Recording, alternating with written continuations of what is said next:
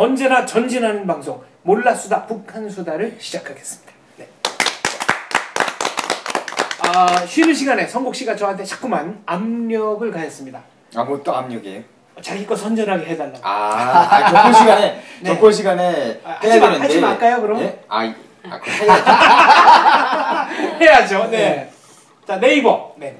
예, 그 네이버 웹툰 연재를 시작했습니다. 좀 아직 더전 많아요 가지고 PC 버전으로 볼 수 있어요. 페이스북에 들어오면 링크를 타고 들어가서 볼 수 있는데 그냥 핸드폰으로 찾아보면 안 찾아지고요. PC로 봐야 됩니다. 그래서 더전 만화의 에피소드 목록 들어가면 밑에 그 페이지들이 있는데 수요일에는 제일 첫 페이지에 있지만 그 이후로는 뒤로 밀리더라고요. 네. 다른 게 올라가가지고. 근데 더전 만화치고 상당히 조회수도 많고, 예, 뭐 별점도 많고, 그중 제일 많은 것 같아요, 제가 볼 때. 근데 그래도 더 많아지게 해서 빨리 베스트 더전으로 넘어갔다가 웹툰으로 넘어갈 수 있도록 빨리 좀 어떻게. 네, 베나TV 시청자 여러분들의 응원, 예, 화력 지원 바랍니다. 그리고 제가 아주 재미나게 하겠습니다. 네. 감사합니다. 네. 잘 부탁드립니다. 네. 예, 좀. 자, 이번 회의 주제 역시 시청자분들이 남겨주신 글인데요. 대한민국에 와서 혹은 탈북한 이후에 본 가장 인상 깊은 영화, 재미나게 본 영화 뭐가 있느냐입니다. 탈북 전에 제가 제 인생 통틀어서 제일 멋있게 봤던 영화는 네. 신상옥 선생의 홍길동.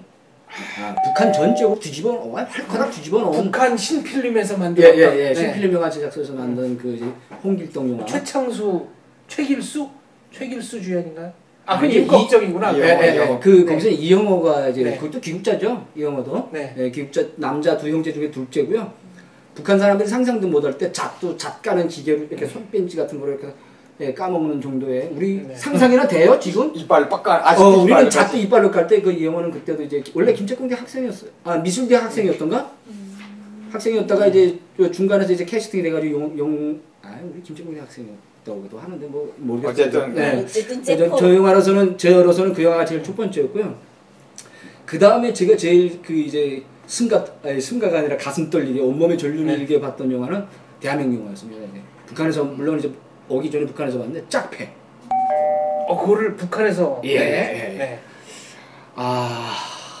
제가 그런 스타일이어서 저는 전혀 그런 스타일은 아니에요. 사실 아닌데 그 짝패 영화에서 그 유년 시절의 친구 4명이 마지막에는 이제 서로 죽일래기 하는 그 고향을 놓고 고향의 투자 문제를 놓고 이제 서로 하면서 뭐 카지노가 들어서네 뭐네 하면서 친구들끼리 칼부림하게 되는 그 장면에 이제 마지막에 니네 뭐 그렇게 저는 그 영화를 보고 정말 대한민국에 가면 그때 북한에서 봤을 때 대한민국에 가면 반은 저쪽에 담그고 살아야 되는가 보다 하고 생각했어요. 조폭같이 살 수밖에 없겠다. 그런 세상인 줄 알았구나. 시대를 반영하니까. 나는 진짜 거짓말 아니는데 조건에서도 한번 얘기했잖아. 그 어느 선생님이 버디가드 한다고 이러면서 이랬다고. 그러니까 북한에서 얼마나 세뇌 교육을 세게 받았는지 자본주의 사회 하면 그래도 어느 정도의 북한보다는 더 신변의 이제 불리함이 뒤따르고 항상 이제 북한에서는 그래도 이제 아들이라도 앞세우고 밖에 나가면 조그만 5살짜리라도 앞에 밤길 나갈 때는 아들이라도 앞세우고 나가면 이제 딱 그러거든요. 오히려 대한민국은 밤에 1시고 2시고 뭐 같이 다니는 사람 없이도 혼자서도 다 잘 다니잖아요. 그 전륜과 함께 이제 대한민국에 대한 이미지를 좀 붙여왔었는데 제가 본 영화에서는 제일이다. 그 배신 잘 때리는 그 북한의 친구들 그 생각도 좀 나고 뭐 해가지고 그래도 남자들의 의리 세계에는 20살 되기 전까지는 그래도 좀 남북에 비슷한 그 차이가 없이 거의 비슷한 거 봤던 것 같아요. 그러니까 짝패가를 주의 깊게 반 게 사나이들 사이의 의리 막 이런 것 때문에 야 멋있다 이렇게 봤구나. 그러니까 나머지 반은 이게 사회의 이면이 아니겠나. 대한민국 사회의 어느 정도의 그 면을 반영한 그런 거 아니겠나. 제가 탈북자한테 물어보니까 요새 북한에도 이렇게 의리라는 게 있나요? 그랬더니 돈이 의리입니다. 말라 죽은 뭐 예. 의리가 돈이 의리입니다. 네, 저희가 그렇습니다. 제가 어린 시절 때 네. 학생 때는 14살, 15살, 16살 그러니까 군대 나기 전까지 한 20살 전까지는 그래도 이제 의리라는 게 있었어요. 예. 있었어요. 그 우리 여자들 우리도 남자들 못지 않게 예, 또 맞아. 지금도 여기 와 있는 북한 남자들끼리는 잘 이게 안 맞는데 여기 와 있는 여자들끼리는 그래도 남자들보다 좀 더 돈독한 의리심을 가지고 있는 여자들이 많아요. 의리라는 건 그러니까 그거 국민소득이 올라가야 음.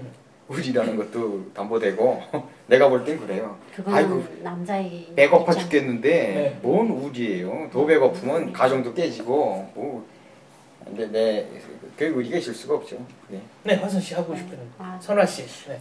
성국 씨 말하는 거는 어떻게 보면 북한은 확실히 남자보다 여자가 월등하다는 건 아마 다 인정을 할 거예요. 이렇게 생각하면 이런 데서 여자들이 더 월등해요. 네. 근데 저는 북한에 있을 때 제일 마음 아프게 봤던 영화가 헤어져 언제까지라는 영화였어요.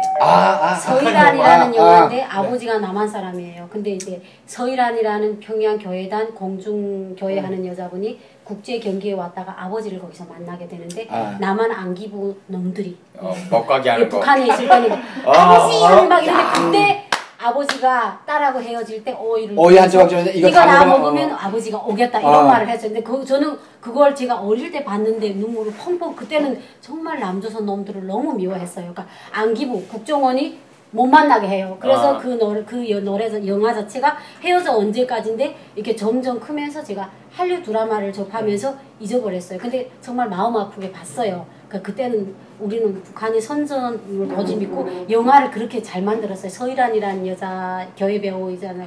근데 한국에 와서 딱 감명 깊게 본 영화를 하나를 찍으라면 좀 아쉽고요. 저는 제일 처음에 한국에 와서 마음이 아팠던 영화가 수상한 그녀예요. 근데 사람 있잖아요. 영화도 자기하고 비슷한 처지의 그런 상황이 나오게 되면 공감을 하는데 그 영화에서 그 할머님이 어리실 때 남편이 어디 다른 나라에 갔잖아요. 그래서 그게 이제 독일에 독일에 광고로 가서 독일에 갔는데 국제시장에도 그 얘기 잠깐 나오죠. 애기를 일은 해야 되겠는데 네. 애기를 봐줘야 되는데 애기가 자꾸 발발 기어 나오니까 애기 이 허리에다가 띠를 해서 끈에다 매놓잖아요. 저는 영화관에서 그렇게 울어보기 처음이에요. 왜냐면 제가 한국에 와서 수상한 그녀예요. 거기서 그 할머니 젊은 시절 얘기 시장에서 장사 되면 다시 필 걸 이 노래나 나오는데 말아요 이 노래 이거 언제 나온 영화지? 이제 한 2년 작년인가 재작년에 그 대박 쳤잖아요. 근데 그 영화 딱 나오는데 제가 우리 일석이를 그렇게 길렀어요.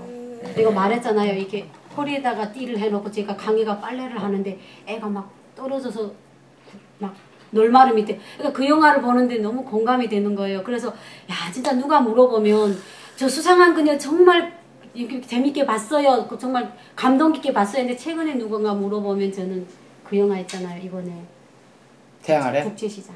국제시장. 저 3번 봤어요. 영화관에 가서. 나 진짜인데 네. 나 잘 안 울거든요. 진짜 이게 뭐 칼을 맞아도 안 우는 놈인데 국제시장 가서는 눈물 닦을 게 없어가지고. 야 진짜. 아유 진짜 소리 내서 울었어요. 안 보셨어요? 못 봤어요. 나도 울었다니까 국제시장. 저는 영화관에 가면 계속 싸우는 영화만 봐야 돼요. 왜요? 네. 남편이 액션 좋아하는구나. 남편이 액션 영화만. 뭐 옵티머스 프라임. 저는 영화관 가서 이렇게 아니 혼자 가. 애기 아빠한테 멜로 영화 좀 보러 가자 그러죠. 국제시장이나. 가요. 네. 약속은 그렇게 하는데 가서는 달라져. 바꿔줘 있어요. 이제 나랑 가면 되겠네. 에이. 아니 그럼 저기 태양 아래도 혼자 보셨어요 이번에? 아들이랑 같이 봤어요. 잘했어. 카톡으로 가요 제가 그랬어요. 근데 국제시장이 엄청나게 인기가 많아가지고 1700? 주변에 사람들이 다 얘기해 주시더라고요. 야, 난 진짜 많이 그 울었어. 외국에 나가가지고 그렇게 고생했다. 그게 탈북자들 모습하고 비슷하다. 이렇게 얘기해줘서 저는 보고 그게 싶었어요. 50년 전쟁 시기부터 지금까지의 대한민국 역사가 그대로 다 나오는데 우리가 공감하는 부분이 너무 많아.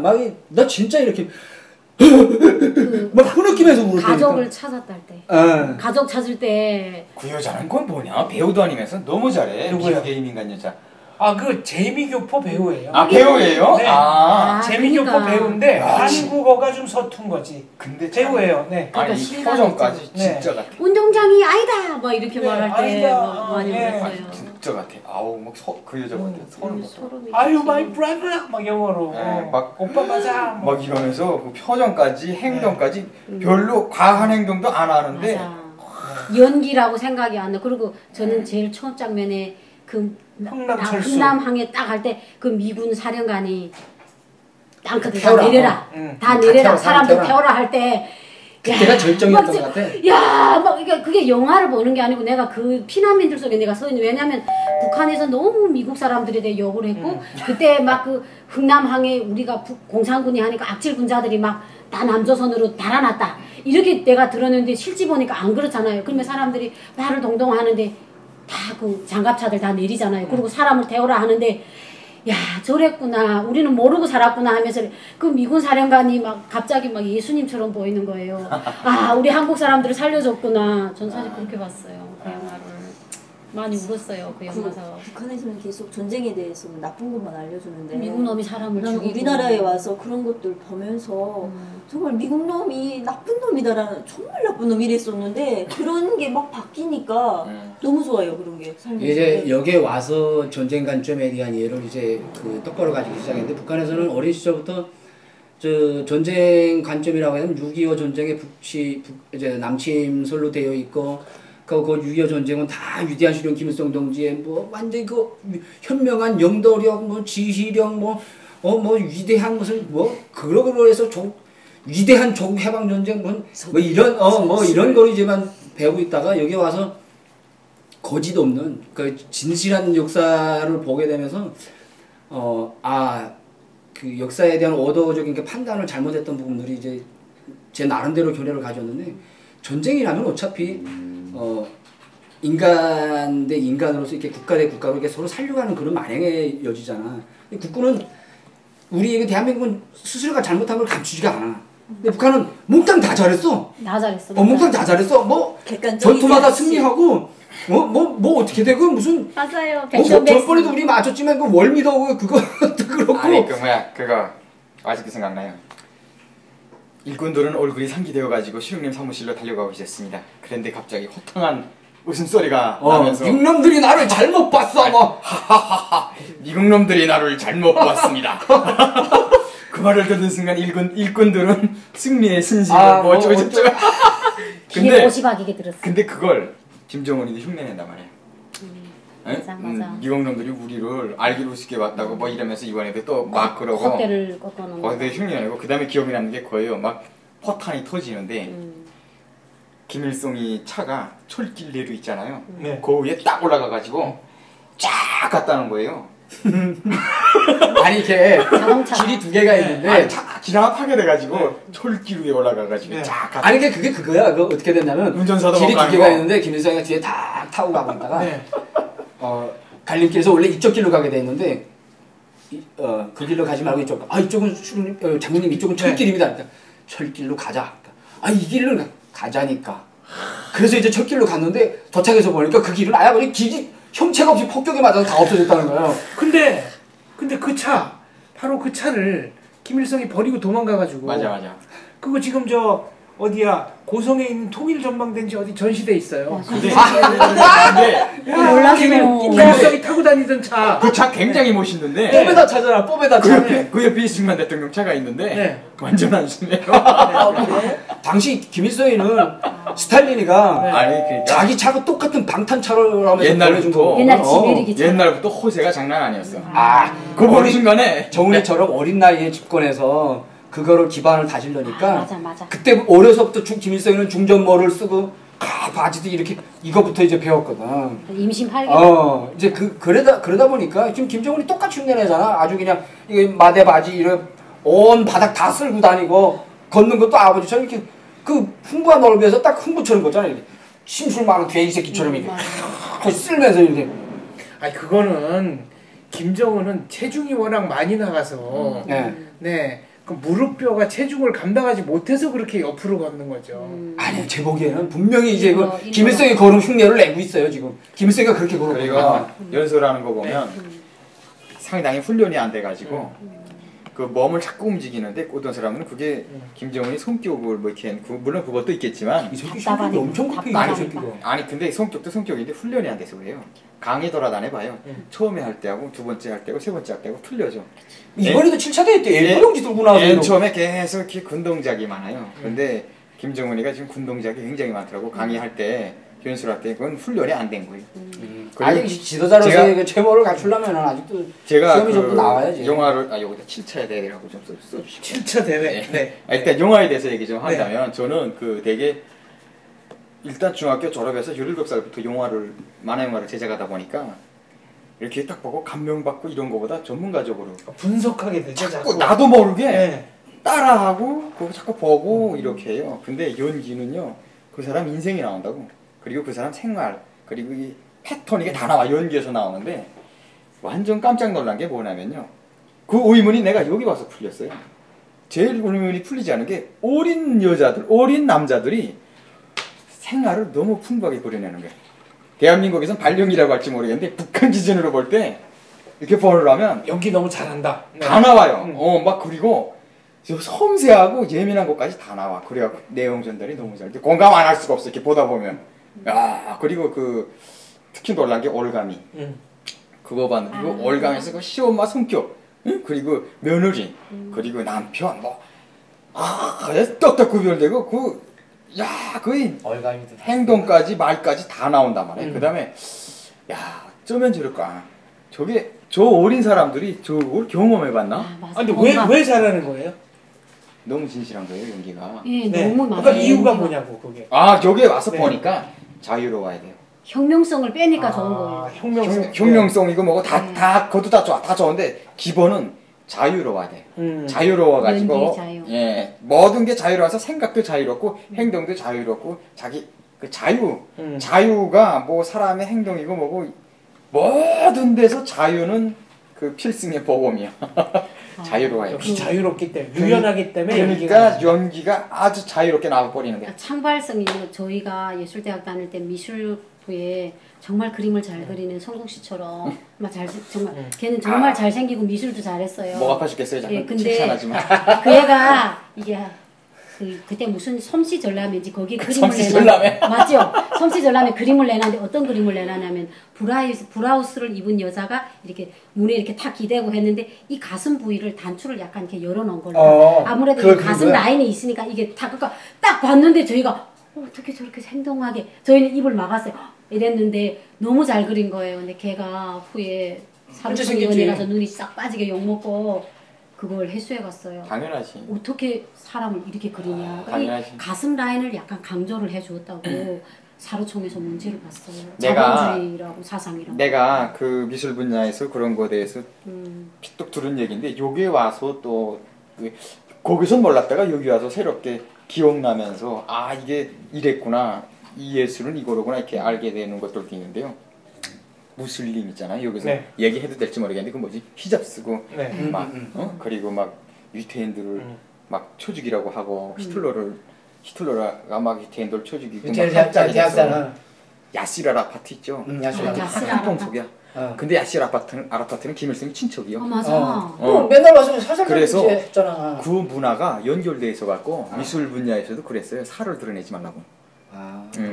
근데 그 선전이 나쁘다 어쩌다 하여튼 막 이랬다고. 그냥 목에다가 주름을 매겼다 그린 거밖에 없는데 딱 가슴 라인이 보이는 거예요. 그러니까 그걸 갖고 말을 한 거예요. 이게 아주 그 뭐지 이상한 이 신앙, 종교 그리고 독재, 사회주의가 이상하게 변종이 돼가지고 그 예술에까지 그렇게 막 들어가고 그 사람 그 처벌 받을 것도 아닌데 처벌 받는 거야. 처벌 받았어요. 그리고 막 강제 퇴학 당한다 문제가 많았어요. 화선 씨는 또 그럼 재밌게 본 영화 액션 영화밖에 없습니다. 액션 영화만 보다 보니까 정말 네. 재미없었어요. 잤어요. 네. 기억이 하나도 안 나요. 근데 북한에서 제가 본 영화들 중에 아마도 그때가 제가 학교 졸업하고 사회 진출하면서 내가 뭔 일을 해야 될까라는 생각을 많이 할 때 본 영화라서 그런지 그 산 넘어 들 넘어 구름 넘어 자신에게 물어봐. 자신에게 물어보라. 이게 무엇이든 물어보세요. 이게 제일 기억에 남거든요. 풀 먹던 성까지 부른다. 네. 그 책임비서인가? 우리를 책임비서 부르네. 딸이 서경석이 주인공. 책임비서 딸이면 북한에서 완전 간부, 음. 엄청 높은 간부집 수리. 딸인데 그러면 엄청 잘 살 수 있어요. 좋은 직장에 들어가가지고 완전 뽐내면서 잘 살 수 있는 애인데 얘가 방목지로 내려가요. 서방. 서방목지로 내려가서 거기서 자기가 사회 진출해서 살겠다는 그런 아버지한테 막 내용이에요. 대들잖아. 내 인생을 소똥 밑에 깔리는 그 소똥 밑에 인생이라고 막 그러지. 둘째 딸이 엄연이가 그렇게 아. 따져요. 그래서 저는 그 영화 보고 북한에서 영향을 받아가지고 영화 저도 실용. 산에 들어가서 살고 싶었었어요. 내 지영이 이 충동을 끌어내기 위해서 만든 아니, 영화인데 속았어. 나중에 하선스 얘기 딱 들으면서 진짜 자기와 비슷한 그 영화 딱 전반적인 느낌이 내 영혼 다 갖다 버리고 내가 그 영화 좋아하는 건 그래요. 그 영화 전반적인 느낌이 아주 그 순수한 소녀, 문학 소녀, 학생, 유학생 이런 게 딱 나와요. 그러니까 그린 거 약간 그걸 좋아한 거야. 그게 그 영화에서처럼 시어머니까지. 방목지에 말 타고 다니면서 막 아버지 뭐 이걸 또 하고 싶어가지고 이렇게 막 이렇게 막 이거 손 영화- 걸고 다니고 그거 북한 영화가 바라는 게 바로 이거거든. 그리고 남자친구가 그 지게다 여자를 막 업고 다니고 다 그런 여자들이 남자. 완전 저는 꽂혔어. 그때 맞아. 그래서 엄마한테도 엄마는 저 대학 졸업하고 주름 그런 거 좋아하겠네. 곡줄 많은 운명에 그렇게 연애하는 거 이자크처럼 막 그쵸. 나무에다가 막 탕탕 치면서 뭐 이렇게 사랑 고백하고 뭐 그다음에 이빨인지 뭐 손 잡고 어. 벚나무 밑으로 달래가면서 뭐 그런 거 좋아하는 키스하려고 할 때 나무 대삭 숨는 거. 그냥 그래서 살에 어머니가. 들어가서 살에 들어가서 네. 살고 싶었다니까 서 멀면서 여기서 아까 어머니가 어머니가 그 고등학교 졸업하고 대학 무조건 가라 했어요. 저보고 너는 허약하기 때문에 대학 가서 일해가지고 행정업무 사무직을 일해라. 그래야지 너는 평생 먹고 살 수 있다라고 했어요. 저는 근데 아니다. 나는 농장으로 진출하겠다. 맞아 그 영화가 그렇게 많아. 농장도 벌목공을 하라. 사회주의 전형이네. 무슨 건지 방목공. 방목공을 하겠다. 소떼 물겠다. 그다음에 그 도라지꽃도 있잖아요. 어미란이라고. 도라지꽃도 거기서 막 소리야. 양떼를 지키다가 산사태 쏟아지면 거기 깔려 죽거든요. 양하고 얘기하는 거. 가자 뭐. 그거 제 산사태가 내려온다. 나가지고 제가 왜 이러니? 네.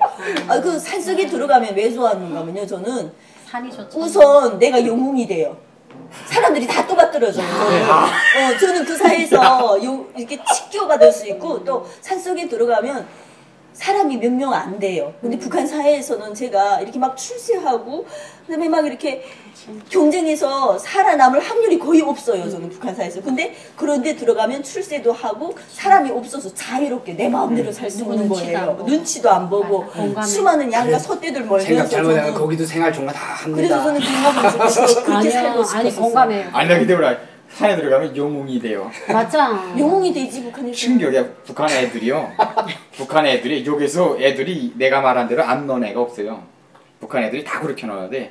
놀이 할 때 여기다가 보자기를 메고 울타리 아니면 바위 위에서 김일성 장군 만세! 하면서 뛰어내래. 떨어져. 그게 애들 놀이에요. 근데 야 이게 남북이 차이가 있구나. 골목길에서. 저희 어렸을 때 보재기를 하고 뛰어내리는데 그때는 슈퍼맨 이런 거 이거 그래서 김일성 장군 만세 뭐 맞아요. 수류탄 이렇게 하는 것까지 다 해. 근데 뭐 이러면서 근데 또 그게 왜 그러냐면 그렇게 하면 영웅이 돼요. 네. 그래서 그러는 거야. 거기에 좀 더 보태자면 먼저 떨어진 애가 뒤에 애가 김일성 장군 만세하면 딱 먼저 떨어진 애가 일어나서 나도 만세하고 눕는 거예요. 그게 완전 표징이 된 거예요. 우리는 높은 데서 떨어지고 완전 공감이야. 그렇지. 우린 그랬어요. 아까 하선 씨가 되게 진짜 순수했네. 자 성국 씨, 아니 그러면 이 영화 얘기대로라면 북한의 처녀들 네. 꼬시려고 만든 영화가 또 도시처녀 시집와요. 시집와요. 맞아요. 그것도. 기대가지고 도시천에 시집와야죠. 그거는 잘했어요. 도시처녀 농촌으로 시집와요. 그거는 저한테 별로 안 다가왔어요. 왜냐면 나는 도시처녀가 아니었으니까. 우리 그 감독님이 지금 탈북해서 대한민국에 와요. 정말요? 네, 도시처녀 맞아요. 시집와요. 네. 어? 진짜? 네. 그 영화를 만든 감독님이 여기 이제 완전 유명한 그렇습니다. 분이. 네. 진짜 확실해요. 확실해요. 저랑 얘기도 하고. 아 그래요? 네. 아니 그러니까 완전 연출은 아니고 완전 연출은 아니고 네. 끼웠던 끼웠던 네. 사람이에요. 근데 이제는 총사령관 말고 이제는 이제는 도시처녀 국경화요. 도시처녀 국경와요. 네. 이제는 네. 국경처녀 남한 와요. 국경처녀 넘어와요. 네, 대한민국 가요. 국경처녀 남한 와요. 받겠습니다. 요거는 전문가한테 이제 하려고 제가 아껴놓은 질문인데 어떤 영화를 봤을 때 재밌었느냐 이거보다는 성국 씨 경우에는 누구랑 봤느냐 몇 시 영화를 봤느냐 요게 중요한 거 아니겠어요? 심야 영화를 봤느냐 이실직고 하세요. 이 감동이 다르잖아요. 아 그쵸. 누가 곁에 있냐 뭐 이에 따라. 최근에 제일 감명 깊게 본 영화는 뭐였습니까? 최근에 누구랑 본 영화였습니까? 누구랑? 야 진짜 영화 본 지 굉장히 오래됐어요. 그러니까 최근에 해놓고 또 본지 진짜. 오래가서 아니 한 번 네. 난감할 때 있었어요. 제가 그러니까 하나원에서 나오자마자 남편 사귀고 있었는데요. 남편이랑 영화 보러 갔는데 하나원에서 만났던 남자애가 계속 전화 오는 거예요. 영화관에서 영화 보고 있는데 그래가지고 영화관에서 또 자꾸 전화 오니까 전화는 받아야 되잖아요. 무슨 그때 결혼한 것도 모르고? 그땐 결혼 안 사귈 하고 때라잖아요. 사귈 때 아. 있으니까 영화 관람 중입니다. 그러고 끊어야죠. 근데 그거를 모르거든요. 네. 핸드폰을 아직 쓸 줄도 모르고 이제 나온 지 한 달밖에 안 됐으니까 그 하나원에서 같이 지내던 남자애도 그냥 누나 뭐 하는지 해서 전화한 거예요. 근데 저희 남편이 오해해서 한번 그렇게 싸운 적이 있어요. 할 수 있죠. 아니 성국 씨한테는 그러니까 영화 내용은 생각 안 나는데 제일 감명 깊은 영화가 있을 거예요. 그러니까요. 저는 영화 본 지가 이제 뭐 15일씩이나 돼가지고. 네. 15일씩이나 뭐 이제 얼마 뭐 안 기억이 되네. 보름 전에 본 그리고 거예요. 영화관 가는 게 감명 있게 봤다. 그게 없죠. 그게 없고 그냥 누구와 뭐 어떻게 갔냐 이건데 진짜 작년에 영화 좀 보러 갔고 그 이후로 진짜 일만 계속 해가지고 정말 없어요. 아까 7차 대회 얘기 좀 물어봐달라고. 그게 아니 내가 이번에 노동당 7차 대회. 네, 뉴스랑 보니까 분석들이 너무 막 어이없어가지고 아까 내 개인적으로 완전 황당하게도 자꾸 그래가지고 7차 당대인데 기자를 불러가지고 기자를 200m밖에 세워놨잖아요. 네, 외국 기자들 불러다가 네. 예, 근데 그걸 가지고 막 이렇게도 분석하고 저렇게도 분석하고 막 이래가지고 네, 맞아. 북한에 대해서 완전히 북한의 문화는 완전 일단 상상을 초월하는 네. 예, 그거는 당연하게 그런 거예요. 그리고 이제 그렇게 한 이유는 그거예요. 김정은이가 그 회의에 참석하잖아요. 근데 북한에서 김정은이를 만날 수 있다는 거는 거의 신을 접견하는 거나 같아요. 그렇죠. 근데 한갓 외국 기자가 왔다가 갑자기 와가지고 김정은을 봐. 이건 상상도 할 수 없는 일이거든요. 그건 당연히 200m밖에 세워놔야 되는 거예요, 그거. 그렇죠.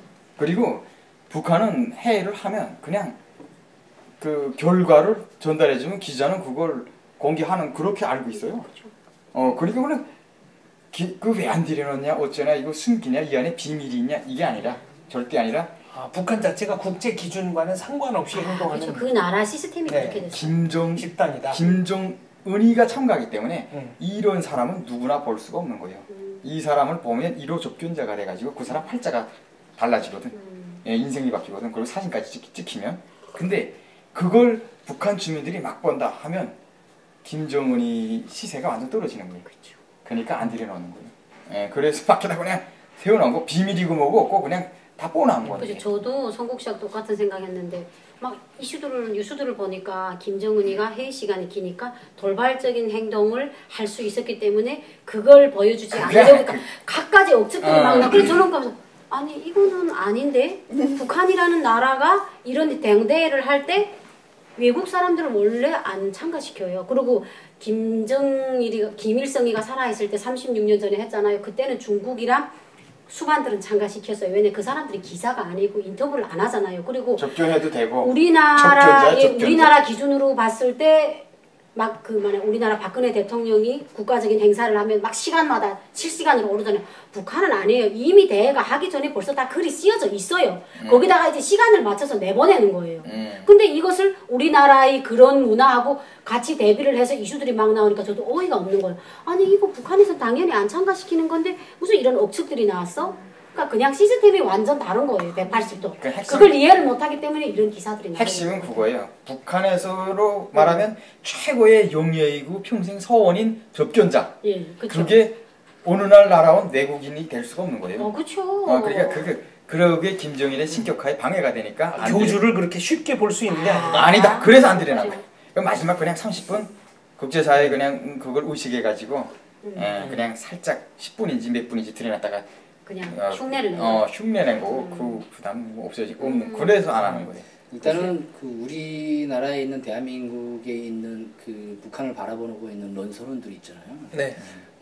너무 이제는 노화가 됐어요. 이게 너무 이제 북한 사회와 일방적으로. 동떨어지게 오랫동안 이렇게 한국적인 시야를 가지고 보고 있고 네. 북한 사회를 볼 수 있는 그런 시야가 많이 흐려졌어요. 이제 너무 온 지가 오래됐고 자신만의 이런 판독적으로 보는 데가 습관되어 있는 것 같아요. 그런 것들이 유수해서 많이 지금 도배되고 있는데 이제 아까 송욱 씨가 말한 것처럼 일단은 김정은이는 자신을 신격화하는데 첫 번째 목적이 있는 거예요. 기자들을 거기 참석시킴으로 해서 김정은의 그 어설픈 회의 뭐 시작하는 내용이라던가 그 회의 내용이라던가 이런 것들을 다 함께 공개하고 싶지 않아서 조선중앙방송만으로는 북한 내에서만 동시 이제 방송을 하고 다 인공위성으로 안 해버린 거예요. 그 신격화의 제일 첫 번째 근물이 바로 모든 것을 다 보여주고 공개하는 거. 그 사람들이 어디를 튈지 모르는 세계적으로 이름난 기자들인데 그렇죠. 그 앞에 벌거벗을 수 없기 때문에 안 한 거고요. 이런 사람들을 반대로 욕심에서 이용할 수 있는 게 바로 200m 거리였던 거예요. 그 다음에 김정은이가 겁이 많은 거예요. 승인이 안 돼 아직까지. 들여놓고 싶어도 다른 허위사령부라든가 이런 데서 제한이 많았을 거야. 회의 안 됩니다. 그것도 각 나라에서 온 사람들 우리가 아직 이런 것까지 다 대체업무로 해서 이 사람들 하나하나 이렇게 못한다는 거 그거가 또 하나 있었을 것이고요. 그 다른 하나는 준비되지 못한 오직 핵 하나 해가지고 핵우산 해가지고 미사일하고 같이 연결시켜서 미사일 싸워서 미사일 장거리 미사일 보여주고 거기에 탑재할 수 있는 핵 성공해가서 2개 해서 핵 보유국으로서 위상을 보여준다고 했는데 그게 다 실패하고 핵 시험도 못한 상태에서 그냥 핵 보유국으로서의 그 시설을 주는 그런 회가 됐던 거예요. 근데 과거의 당대회들은 북한에 해당되는 경제 성과들을 저는 뭐 1차 5개년기, 2차 3차 7개년기 이런 경제 계획들을 내놨었는데 이번엔 그것도 없었어요. 이번에는 김정은이가 나 왕이야 제발 좀. 그러니까 자기 모습을 등극화시키기 위한 그런 일환이 됐기 때문에 보여줄 게 없는 거예요. 한국이 발전하고 새마을운동에 뭐 하니까 거기에 경쟁을 해서 옛날에는 경쟁심이라도 있었어요. 맞아. 우리가 더 잘 살 때다 막 이러면서 뭐 천리마운동. 3차 7개는 천리마운동. 새마을운동이요. 근데 이제는 경쟁이 끝났어요. 끝나고 대상이 안 되니까. 근데 자기가 왕이라고 해야 되니까 인정. 그걸 조직했고 그리고 200m 밖에 세워놔서 또 한 가지 그 효과가 있는 게 뭐냐면요. 이때까지 벌써 없었던 풍경이 그려진 거예요. 북한 사람들이 딱 바라볼 땐 야 김정일이 위대하긴 위대하구나 김정은이.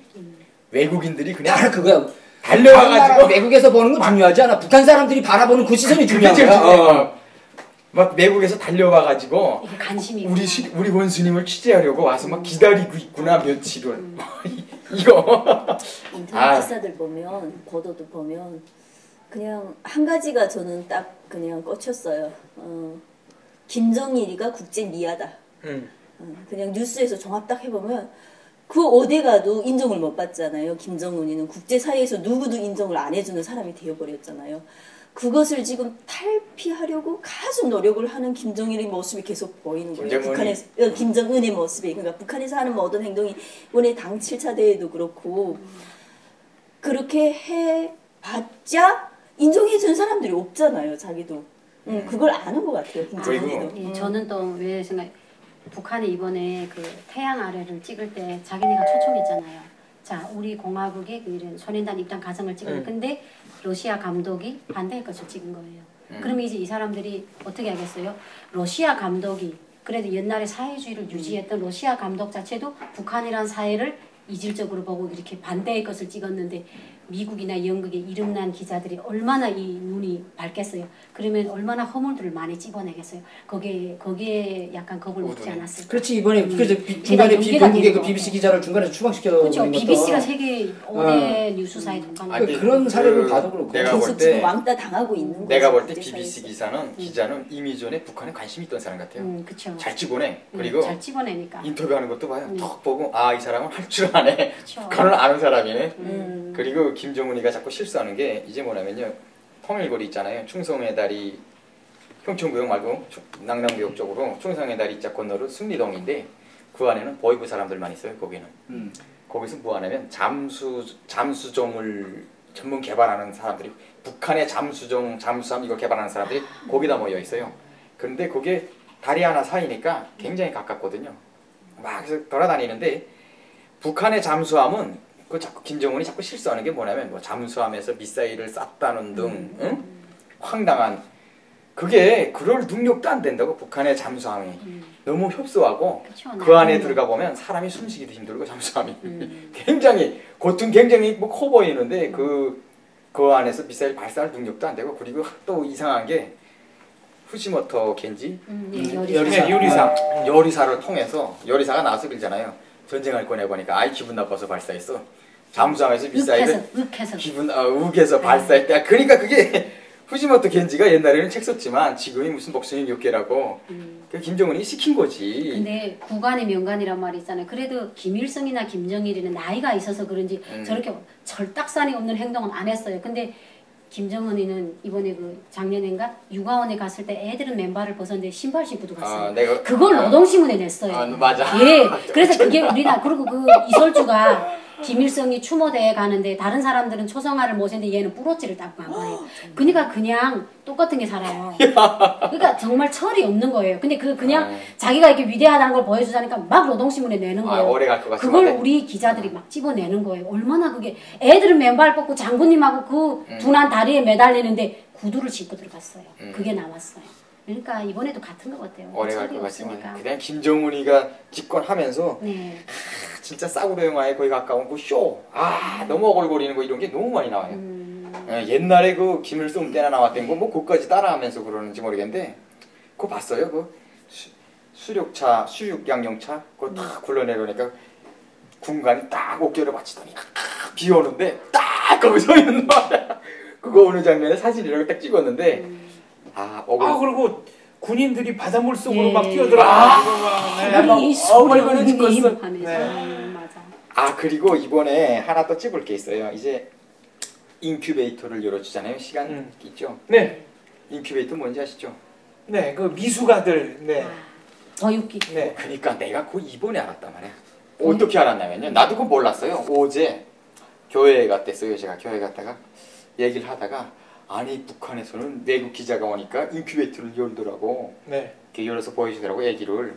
그래서 근데 뭐 그거 어쨌다는 게 인큐베이터는 열면 안 되죠. 이거 알았어요? 네. 이거 알았나? 그게 그거는- 버육기는 애기가 엄마의 체온하고 같은 데서 있어서 열면 안 되죠. 열면 안 되죠. 그래요? 예. 네. 아니 이제 봐요. 북한에서 그거는 내가 알고 있었는데 장애자들이 태어나면 갖다 놓는 것이래요. 인큐베이터가 맞아요? 뭐 팔싹둥이라든지. 그 인큐베이터는 아이가 장애가 아니라 조사나 미숙아들. 12개월, 8개월. 개월수를 못 채워내. 6개월. 그러니까 개월수 못 채고 어째고 근데 내가 알기로는 조상이라고 하지. 내가 알기로는 인간에서 이렇게 뒤집어서 아기를 뭐 이렇게 울리게 하고. 뭐 그다음에 이게 정 안 된다고 뒤집어서 죽이고 북한에서 예. 호흡을 못하게 해서 그리고 네, 그런다고요. 무슨 뭐 조금 문제 있으면 따로 어디 갖다 격리시키고 막 그런 거. 아니, 그러니까 그거에 대해서 딱 지금 왜냐면 저희 아들이 2003년생이잖아요. 저희 일석이가 배 안에 있을 때 4.5kg였어요. 그래서 제가 쟤를 임신했는데 너무 크니까 산원에 가니까 아기를 8개월에 째서 버육기다 넣채요. 그래서 버육기가 뭐냐 유엔에서 지원을 받았대요. 산원마다 지방. 그래서 엄마의 체온하고 똑같대요. 그러니까 그냥 엄마 배 안에 있는 거예요. 그러니까 산모가 너무 위험하니까. 근데 9달에, 그러니까 구삭띠는 죽는데요. 그러니까 8개월에 꺼내지 않으면 산모가 위험하다. 근데 저는 그냥 제가 버텨서 애를 10개월 만에 분만을 했어요. 근데 그때 제가 알았어요. 우리나라에도 그런 게 있어요. 그러니까 유엔에서 지원을 해줬는데 그냥 더 산원들마다 한 5대 정도. 그때도 있었어. 2000년대 그러니까 초반에. 내가 알고 있는 건 뭐냐면 너무 심하면 죽이고 애를 네, 심하면 안 살리고 죽이고 그리고 그 인큐베이터는 그냥 열고 닫고 그게 너무 자유로운 걸로 알고 있었거든 내가 나는. 근데, 그거 안 되죠. 근데 이번에 네. 기자가 오니까 탁 열어 그 안에 아기가 있어요? 예 열어갖고 이런 거 있다고 보여줬단 말이에요. 그러니까 씌워죠 그게. 아니 근데 이 평상시에도 연다는데 그걸 잘 연다는데 나는 그렇게 알고 있었단 말이에요. 그래서 내가 그거 열지 않냐고. 그래서 북한하고 남한이 다른 게 너무 많아요. 그거 열지 않냐고. 우리는 괜찮다고 생각하는데 남한은 그러면 안 된다고 이런 게 아니, 너무 많아요. 그거는 이거 어떻게 봐야 되나. 어느 사람이나 좋은 점 나쁜 점이 있고 또 어느 뭐 사회나 북한에도 분명히 좋은 점도 있어요. 어떤 면이 좋냐. 1983년도에 김정일이가 평양 산원을 세웠잖아요. 평양 산원이 뭐냐면 세계에서 제일 큰 그 산후조리원입니다. 네, 산후조리원입니다. 그러다 보니까 김정일이가 자기 엄마 그 산후증으로 죽은 후에 네, 맞아. 제일 엄청나게 막대한 돈을 들여서 12층 건물에 칸수만 해도 무려 700여 칸이 되는 어마어마한 산후조리원을 만들었어요. 근데 제가 평양 산후를 아주 잘 알아요. 원장 이순임이, 기술부원장 박인혁이, 애기부원장 김인숙이 너무 그와 관련된 거기서 약들을 너무 빼는 그와 관련 너무 많이 했고요. 그 2층에 애기실이라고 있는데 북한의 인큐베이터는 원래 이자처럼 미숙아들, 잘못된 애들 뭐 이렇게 해서 그 애들의 영양 보조를 위해서 하는데 북한의 산후조리 시스템은요. 임신해서부터 아기를 낳고 산후 일주일까지 그러니까 7일에서 열흘 동안 병원에 입원해 있습니다. 네, 맞아요. 근데 북한에서 이제 성국 씨의 말이 맞고 아무 때나 인큐베이터 열어요. 근데 아무 때나 열었다 닫았다 하는 인큐베이터는 정상 아들이 들어가 있는 거죠. 문을 열어도 괜찮은 애들. 그리고 조금만 사업을 하면 우리의 인큐베이터 좀 넣어줘. 엄마가 해산을 하고 엄마 혼자서 7일 동안 침대에 누워있어요. 사업이란 거 조그만 뇌물을 거이면. 뇌물을 거이면. 그러니까 7일 동안 방 안에 가만 누워있고요. 애기 젖 먹일 시간입니다. 오세요. 애기 엄마들이 애기 방에 가서 젖 먹여요. 그때도 조금만 이자처럼 돈 주고 좀 사업하면 우리 애기는 인큐베이터 안에 들어가 있을 수가 있어요. 그래서 외국 관광객들이라든가 손님들이 오면 인큐베이터 뚜껑도 서슴없이 열어서 보여주거든요. 정상 튼튼한 애들 보여줘요. 그래서 그런 것들을 잘 보여주는데 북한에서 제가 이제 좋은 점이 있다고 한 그 사례만큼은 그래도 그 썩은 그 뭐 다 복잡한 북한에서도 그 아기를 키우는 그 선생님들만큼은 나도 감탄했어요. 저희 평양산 저 조산원 자격 북한의 조산원 자격증도 가지고 있었어요. 그래요? 성근 씨가? 예. 평양산은 6개월 동안 나가 있었거든요. 제가 평양산원에서 아기 엄마들 이 모유수유 전범에 옮긴 거 그 전범 풀어준 것만 해도 수십 명이나 됩니다. 이야, 뭐 이런 자격증도 있었네요. 예, 북한에 조산원 자격증이 있어요. 네. 그러니까 말이 쉽지. 네. 이게 웃기는 얘기가 많아. 예, 난 처음에 가슴 졸려서 갔다가 손목이 부서지는 줄 알았어. 얼마나 힘든지 몰라. 아예 돌멩이야, 돌멩이. 그렇죠. 그러니까 여자들이. 그 시스템만큼 잘 돼 있어요. 애기 엄마들 꿀물 매일 주고 미역에다가 고기 꿀 매일 주고 뭐 이러면 뭐 이제 뭐 색상등이 태어나면 김일성이 때 만들었던 은장도에 은가락지 뭐 이렇게 그거 하고 운반지. 과거에도 뭐 실상중인가 지방에서 태우면 비행기 태워서라도 가져오고 맞아요. 북한이 그래도 그 후세를 장려하는 그것만큼을 하려고 훈련했던 게 있었어요. 그게 아직까지 그래서 조금은 남아있어서 의사들이 애기들한테만큼은 얼마나 열심히 해주는지 몰라요. 그거. 산한 얘기하니까 막 한숨 나요. 아니 왜? 지방은 힘들어도 내가 말하는 건 거기에 평양에 의사들만큼은 있는 사람들 중에서 저걸 이용할 수 있는 사람들이 20%나 돼요? 아니, 평양 사람은 다 이용할 수 있어요. 다 이용할 수 있어요? 한 가족에 다 이용할 수가 한 있어요. 가족에 한 명은 할 수 있는데 근데 이제 뭐 둘째도 안 되는데 후대를 위해서 막 이것도 있는데 기본은 김일성이 뭐이 이런 그냥 한마디로 말하면 위대성 선전을 하기 위해서 위대성보다기보다도 김일성이나 김정일이나 김정은이나 자기가 먹고 살아가는데 필요한 시설들을 평양에다 만들어 놨을 뿐이야. 자기가 누리기 위해서. 왜? 자기가 살다 보면 아프니까 병원 가야 되고 애기 나면 근데 왜 이쪽에다 화를 내? 근데 걔네는 그것도 자기네가 이용 안 해. 인민들을 위해서 그 세계에서 살아가는 사람들을 위해서 그걸 지었다 생각하면 절대 오산이라는 거죠. 그게 절대 아니라는 아니 거죠. 자기는 그거 억울한 보고 거야. 이용하지 보가 하선 씨 질려서. 말씀이 맞는 게 맞아요. 평양 사람들 그거를 몇 개 모르잖아요. 들어보지 네. 못해요. 제가 그걸 3년에 알아야지. 2개월 입원했어요. 근데 이제 사는 정문 있잖아요. 그 바깥에면 이불 보따리를 진 지방 주민들이 줄을 쫙 서 앉았어요. 그러니까 지방 사람들은 하루에 몇 명을 접수한다는 규정이 있어요. 그래서 저희가 지금 구성증을 떼가지고 지방에서 올라온 사람은 몇 날 며칠 산원 밖에서 기다려요. 그때 하선 씨 같은 똑같은 마음이었어요. 도대체 산원은 누구를 위한 산원인가? 아니 그럼 애를 낳기 전에 예. 만삭의 임산부들이 병원 밖에서 이불 들고 그냥 바깥에서 잔다고요? 그러니까 산원이라는 게 애만 낳자고 온 사람이 아니에요. 네.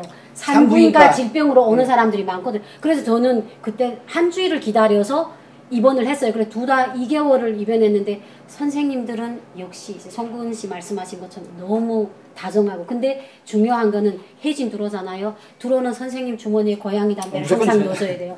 그래야 왜냐면 간호사들 있잖아요. 담배 같은 거 안 주고 사과 같은 거랑 이런 거 안 사주면 있잖아요.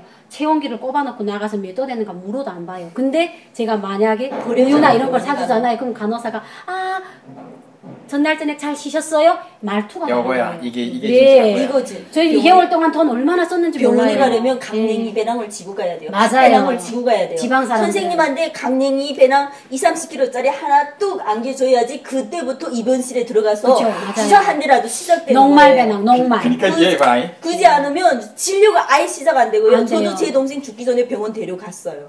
뭐라고 하는지 아세요? 집에 가세요. 다시 가래요. 집에 가서 밥 먹으세요. 밥 먹으면 낫는데요. 결핵 걸린 애를. 약이 없지. 문막이 그거밖에 와서 방법이 이게 없지. 심해져가지고 결핵이 왔거든요. 근데 집에 가서 밥 먹이세요. 예. 병원에 동생 그냥 잘못됐어요? 잘못됐어요 그냥. 몇 살 때죠 동생이? 그게 15살인가 16살인가. 남동생? 여자 동생. 몇 년도? 동생. 그게 97년도지. 제일 힘들 때. 그러니까 걔가 그러니까 그 우리가 병원이 제일 그래요. 북한 사회에서 만약 그때 네. 당내라도 한 배낭은 아니어도 10kg라도 들고 갔으면 선생님들이 병원에 입원시켜줘서 까레다가 마이시링이라도 한 대 놔줬을 거예요. 네, 많이 국가병원인데 응. 국가병원인데 개인이 그렇게 뇌물을 받는 거예요. 맞아요. 지금 군 우리 병원에 가도 소용이 대한민국의 없었어요. 병원 시스템하고 북한의 병원 시스템이 틀리는 게 아까 이게 그 하선 씨가 막 날 잡아먹을 것처럼 열변을 통해서 하는데 우리가 지금 기억하고 있는 그 사회는 북한의 가장 치명적인 약화됐을 때 시스템이 다 무너지고 모든 것들이 다 안 됐을 때의 그런 안 좋은 모습만 보여주고 과거에 그래도 뭔가를 하려고 했던 그러한 시절의 그 좋은 추억들도 있거든요. 우리가 이제 난 뭐 평양에서 자라서 뭐 너무 이제 차이가 심한지는 몰라도 내가 자랄 때는 그래도 뭔가 나도 평양산원에서 태어난 사람은 아니에요. 나도 구역병원 어느 인큐베이터다 구경도 못한 어느 시골에서 이제 태어나다가 안 좋아서 우리 어머니는 돌아가셨거든. 저 낙타가 돌아가셨어요. 출혈로. 그러니까 당시 북한 사회는 내가 태어날 때만 해도 엄청나게 이제 그 시스템이 뭐 이게 안 좋았거든요. 근데 이제 그러한 사회 현실과 북한이 이제 막 꼬꾸러져 갈 때 그 사회 현실. 본보기로 평양은 꾸려는 안 돼. 전국에 시범화되고 막 되지 못하고. 결핵 환자 왔는데 마이싱 주사 항생제 한 대를 놔줄 수 없는 병원 시스템이 너무 좋은 없는 거예요 이게. 그러니까 네, 내가 마이싱이 없는 게 아니라 선생님들이 내가 안 내죠.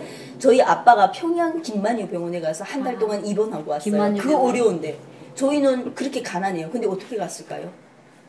평양에 김만유 병원 가서 한 달 동안 입원하고 왔다니까요. 병 고쳐가지고. 돈 내고 갔겠지 거의고. 거의면 다 되니까. 기관의 병원은 친척이 돈을 내준 거예요. 김만우 병원에 뒷백이 있어가지고 고이고 이제 가서 치료받고 온 거예요. 요즘 얘기들 들으니까 그런 힘이 있는 사람은 살고 힘이 없는 사람은 죽어야 돼요. 아니 그 집안 내 얘기들 들으니까 뭐냐면 완전 계속 피해를 당하면 진짜 제일 당하기만 한 것 같아. 어떡하나요? 평양사는 이제 그렇게 줄 서요 임산부들도. 근데 그 내가 이제 아기를 낳아야 된다. 고1 꼽잖아요. 아기 날 때 평양사는 복도에 가서 낳는 거예요 진짜. 안 들어가 막 갈비를 내야 되지. 그러면 입원시켜요. 맞아요. 그렇게 다 그렇게 살아남는다고. 예, 얘기를 듣다 보니까 참 슬퍼요.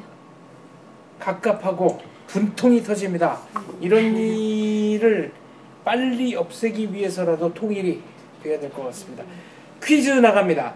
흥남철수 얘기가 오늘 잠깐 나왔는데요. 가장 많은 민간인을 구한 것으로서 기네스북에 올라있는 흥남철수 당시에 가장 많은 피난민을 실어 나른 배 이름은 무엇일까요? 그리고 무기 대신에 피난민을 싣고 자유를 찾아 떠나는 피난민들을 싣고 와야 됩니다라고 선장을 설득했던 당시 통역관이 있습니다. 현모라는 분인데요. 우리 현 선생님의 성함은 무엇일까요? 이 두 개가 이번 회의 퀴즈입니다. 감사합니다.